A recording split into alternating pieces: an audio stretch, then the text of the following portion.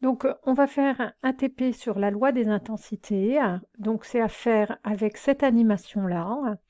Qu'est-ce qu'on vous demande? On vous demande de réaliser d'abord un montage en série. Donc, le montage, il est constitué ici, vous le voyez, d'une pile, une lampe et une deuxième lampe, et qui sont ces deux lampes en série. On vous demande donc de reproduire le schéma en ajoutant l'ampèremètre qui mesurera I1.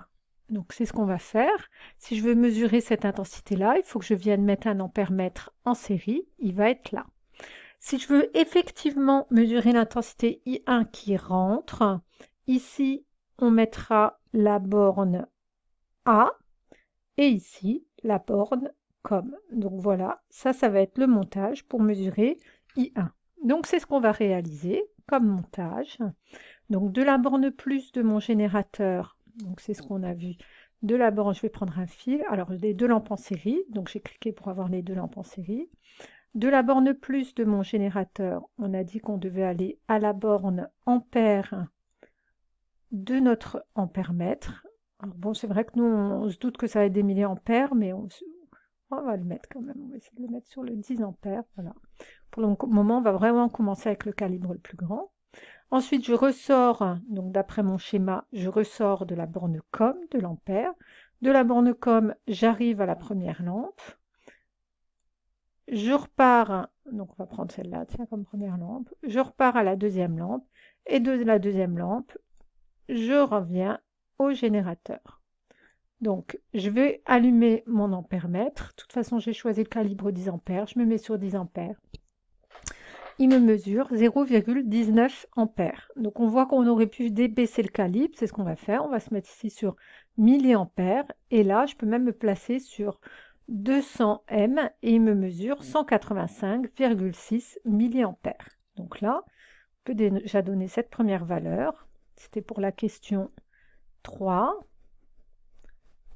I1 égale à 185,6 185,6 milliampères. Ensuite, cette fois, on veut mesurer aussi I2. Donc cette fois, l'ampèremètre, on va venir le mettre là. Et toujours avec la même histoire. Ici, la borne A. Et là, la borne COM. Et puis à la fin, pour mesurer I3, on le mettra là. Toujours ici, la borne A. Et puis là, la borne COM. Alors, borne A ou borne milli A. Hein. D'accord? Donc c'est ce qu'on va faire. Il va falloir qu'on clique ici sur ici pour mesurer I2 entre les deux lampes. Voilà, ça me permet de les débrancher. Donc de mon générateur, j'arrive à la première lampe. De cette lampe-là, on a dit qu'on allait aller à la borne milliampères. Et de la borne milliampères, alors des fois, il faut un petit peu insister. Il faut vraiment bien le placer pour qu'il le prenne.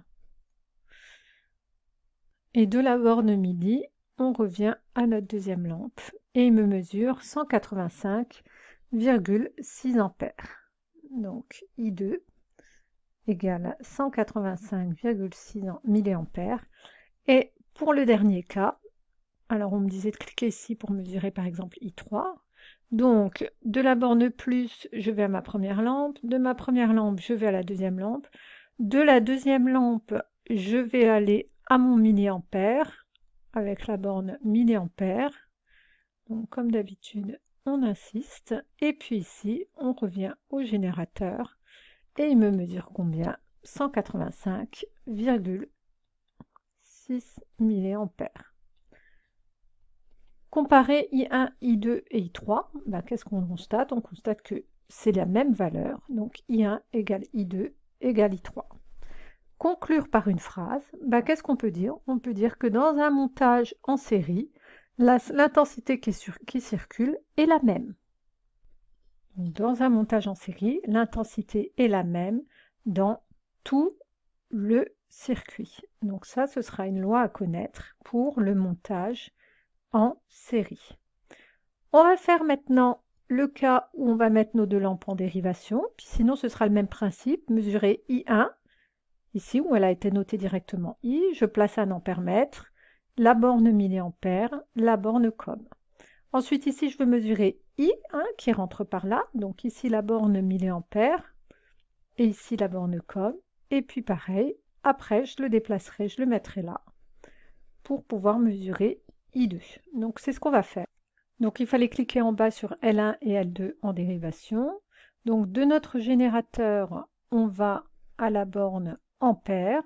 Donc, juste bien l'introduire dedans. Hop. De l'ampère, on arrive à cette première lampe. Et puis d'un autre côté, cette lampe-là, elle est, elle, en dérivation avec la deuxième lampe. Vous la voyez, la deuxième boucle, elle est ici. Et puis là, il y a la première boucle. Donc si je reprends mon montage, la première boucle ici, et puis la deuxième boucle où les deux lampes sont en dérivation. Je peux allumer mon ampèremètre, j'ai mis sur calibre 10 ampères et je mesure 0,59 ampères. Est-ce que je vais descendre à 200 mA et venir me mettre là? Non, parce que ça va dépasser, hein, ça ferait 590 mA, donc on va laisser comme ça.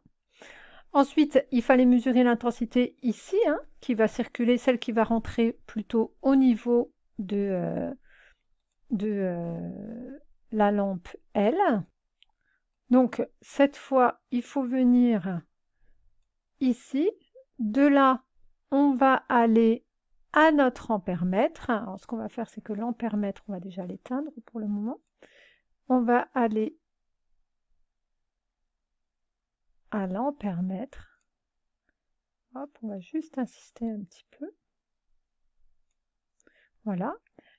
Et cette fois, cet ampèremètre, donc si vous regardez bien, maintenant, on est dans le cas de figure où cet ampèremètre n'est plus là. Celui-là, je ne l'ai plus, c'est celui-là. Donc là, pour le moment, je suis en train d'aller là. Je fais comme tout à l'heure, j'ai un ampèremètre, je rentre par la borne milliampère ou ampère, je ressors par la borne com, je vais à la lampe, et de la lampe, je reviens au générateur. Donc pour le moment, c'est tout ce que je fais. Hop, donc je reviens à la lampe, et de la lampe, je reviens au générateur. On va dire qu'il n'y a pas beaucoup de différence avec tout à l'heure. La différence, elle se place plutôt après, puisque là, j'ai placé mon multimètre cette fois ici.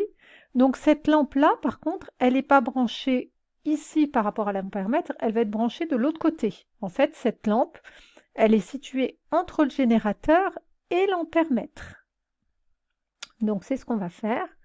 La lampe là, elle doit être placée non pas ici entre la lampe et l'ampèremètre, mais elle est placée entre le générateur et l'ampèremètre. Donc je vais me placer ici, j'allume mon ampèremètre et on mesure I1 égale à 0,25 ampères. I1 égale à 0,25 ampères. Il nous reste à faire I2. Donc I2, cette fois, c'est celui-là qui n'y sera plus. Cet ampèremètre, on va le déplacer et on va venir le mettre ici. Donc je vais faire d'abord ma première boucle, simplement. Donc, hop, je vais faire ma première boucle simplement. Elle est là, cette première boucle, directement la pile avec la lampe. Par contre, la deuxième boucle, qu'est-ce qu'on voit? On voit que dans la deuxième boucle de cette lampe-là, on va à un multimètre et à une lampe. Donc, c'est ce qu'on va faire. De cette deuxième boucle, on va à un multimètre, ici. Hop, on va juste...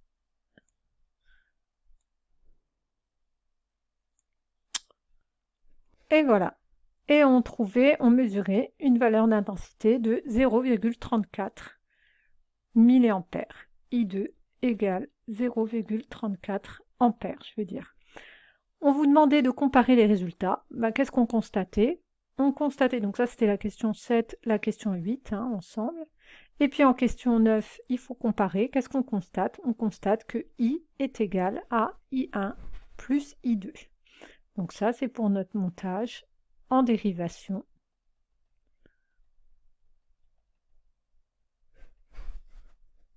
Donc en question 10, on nous demandait de conclure par une phrase. Donc on peut dire que dans un circuit en dérivation, le courant qui est fourni ici par le générateur, I, eh bien, il se répartit dans les branches dérivées. Vous voyez, I est égal à I1, il y a un petit bout qui est parti vers I1 et un autre bout qui est parti vers I2. Donc I est égal à I1 plus I2.